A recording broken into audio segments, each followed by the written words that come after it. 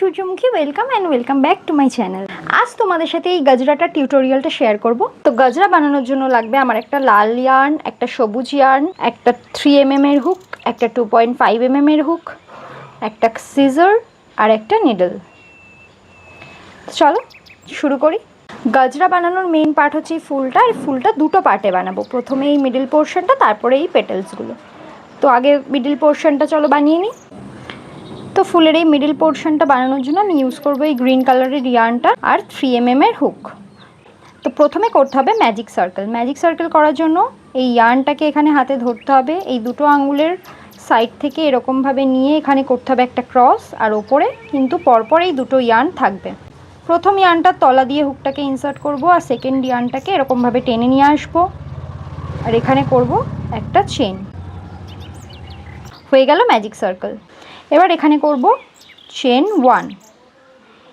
এবার এই রিংয়ের মধ্যে করব 10টা সিঙ্গেল ক্রোশে। সিঙ্গেল ক্রোশে কীভাবে করব? এই রিংয়ের মধ্যে হুকটাকে ইনসার্ট করব, ইয়ার্ন ওভার করব, এই দুটো লুপের মধ্যে থেকে ইয়ার্নটাকে পুল করে নেব। ফার্স্ট সিঙ্গেল ক্রোশে হয়ে গেল।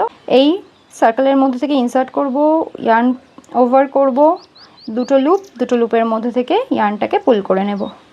হয়ে গেল সেকেন্ড সিঙ্গেল ক্রোশে। চলো আরও 8টা সিঙ্গেল ক্রোশে করে নিই। এখানে 10টা সিঙ্গেল ক্রোশে হয়ে গেছে। একবার কাউন্ট করে নিই। ফার্স্ট আমরা কাউন্ট করব না, এখান থেকে কাউন্ট করব 1 2 3 4 5 6 7 8 9 10। তো 10টা সিঙ্গেল ক্রোশে হয়ে গেছে। এইবার এই সার্কেলটাকে ক্লোজ করে দেব। তার জন্য ইয়ার্নটাকে ধরে এরকমভাবে টেনে দিলেই কিন্তু সার্কেলটা ক্লোজ হয়ে যাবে। এবার এই যে ফার্স্ট সিঙ্গেল ক্রোশের মাথাটা রয়েছে, সেই মাথা থেকে আমি কিন্তু হুকটাকে ইনসার্ট করব, করে এখানে করে দেব একটা স্লিপ স্টিচ। স্লিপ স্টিচ করার জন্য ইয়ার্ন ওভার, এই যে দুটো লুপ রয়েছে, এই ফার্স্ট লুপটাকে সেকেন্ড লুপের ভেতর থেকে ইনসার্ট করে নেব। হয়ে গেল স্লিপ স্টিচ, চেন 1, ইয়ার্নটাকে কেটে নেব। এবার এই যে এটাকে ধরে আরেকটু টেনে দিলেই কিন্তু এই মিডিলের যে ফাঁকাটা ওটা কিন্তু ক্লোজ হয়ে যাবে। তো হয়ে গেল ফার্স্ট ফ্লাওয়ারের মিডিল পোর্শনটা। তো এরকম টোটাল 25 পিস বানাতে হবে। 25 পিস কিন্তু আমার বানানো কমপ্লিট হয়ে গেছে। এবার বানাবো এই ফুলের পেটেলসগুলো। এটা কিন্তু খুবই ইজি, ভালো করে ভিডিওটা দেখো তাহলেই বুঝতে পারবে। তো আমার যেহেতু রেড কালারের গজরা বানানোর অর্ডার রয়েছে, তা আমি ভেবেছিলাম তোমাদের এই রেড কালারটা দিয়ে টিউটোরিয়ালটা দেখাবো, বাট রেড কালারটাই দেখছো রোদ পড়লে কেমন ডিস্টর্ট হয়ে যাচ্ছে কালারটা। তাই জন্য আমি তোমাদেরকে হোয়াইট কালারের ইয়ার্ন দিয়ে ফ্লাওয়ারের টিউটোরিয়ালটা করে দেখাবো। হোয়াইট কালার ইয়ার্নে কাজ করলে কিন্তু তোমাদের বুঝতে খুবই সুবিধা হবে, আর স্টিচগুলো তোমরা ক্লিয়ারলি দেখতে পাবে। ফ্লাওয়ার বানানোর জন্য আগে এই রাউন্ডটা রয়েছে, এটা রাউন্ডের যে স্টিচগুলো রয়েছে একবার কাউন্ট করে নেব। 1 2 3 4 5 6 7 8 9 10।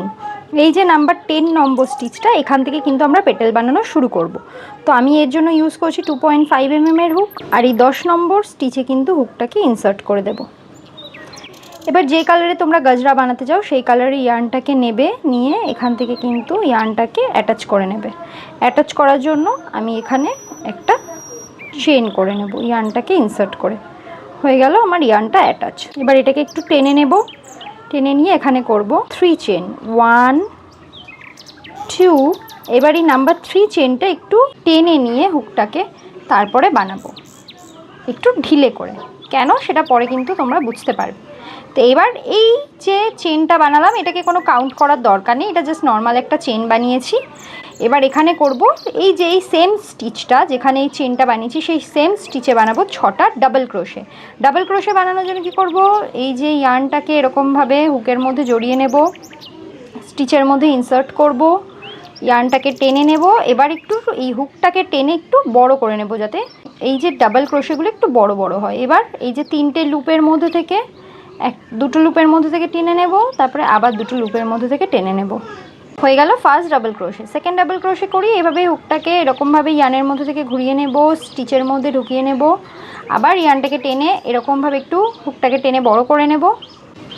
এবার এই যে 3টে লুপ আছে, 3টে লুপের মধ্যে দুটো লুপ থেকে প্রথমে ইয়ার্নটা বার করব, আবার দুটো লুপের মধ্যে থেকে ইয়ার্নটাকে বার করে নেব। হয়ে গেল দুটো ডাবল ক্রোশে। এখানে করব আরও 4টে ডাবল ক্রোশে। এবার যখন আমরা এই ফার্স্ট স্টিচে কাজ করব না, যেহেতু এখানে 3টে চেন বানিয়েছি, তো ফার্স্ট স্টিচে কাজ করতে একটু টাফ হবে, কারণ একটু টাইট হবে ব্যাপারটা। থার্ড নাম্বার ডাবল ক্রোশেও বানানো হয়ে গেছে। এবার 4th number double crochet.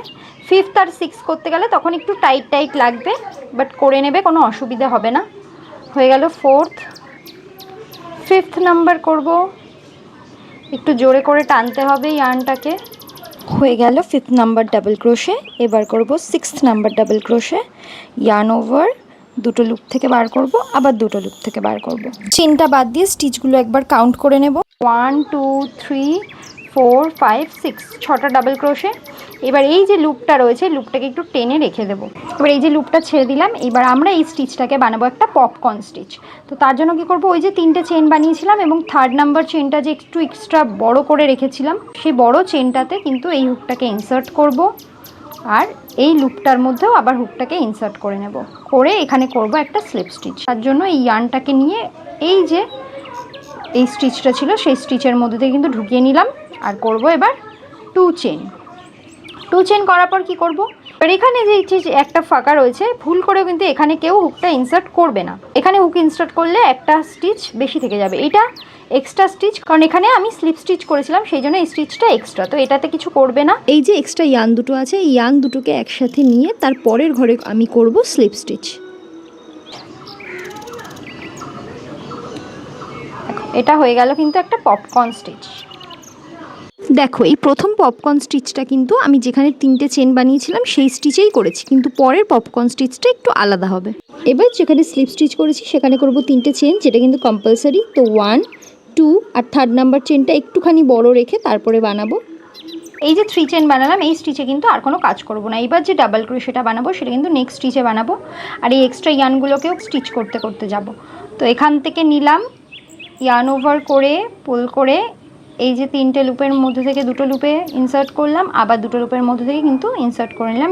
1 2 3 4 5 6 double crochet complete. আবার এটাকে একটু বড় করে রাখলাম।